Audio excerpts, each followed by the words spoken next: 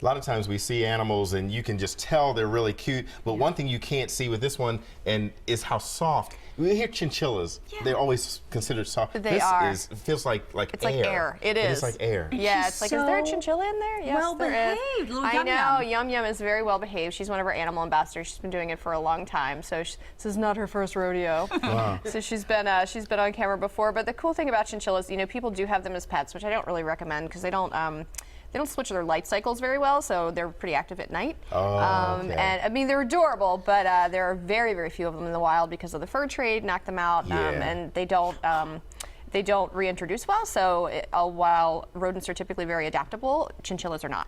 You mentioned the animal ambassadors. Tell folks this is the time of year where you take. Well, tell them about the program. Year you go out to round, we take animals. We have about 60 animals that we travel and use for programs, and we go to senior centers and schools and events and community events all over the state and outside the state as well. And you can go to marylandzoo.org to learn about those under education and learn about our Zoomerville programs.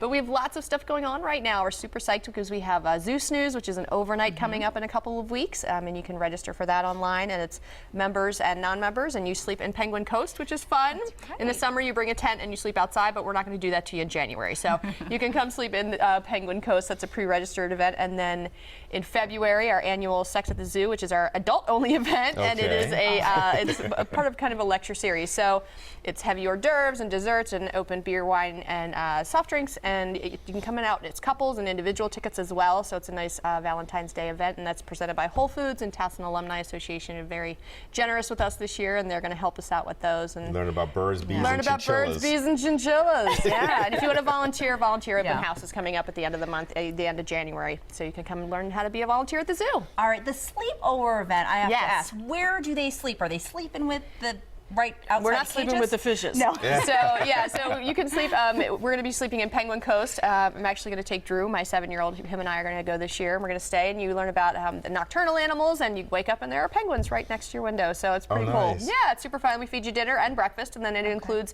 admission to the zoo the next day if you want to hang out. You say you feed to the animals for dinner and breakfast? Yes, we do. We do. Oh, yes, we feed you right to the polar bears, and the ones that are, we use that as enrichment. Nice. So we like to keep them entertained. We like to make them hunters. So.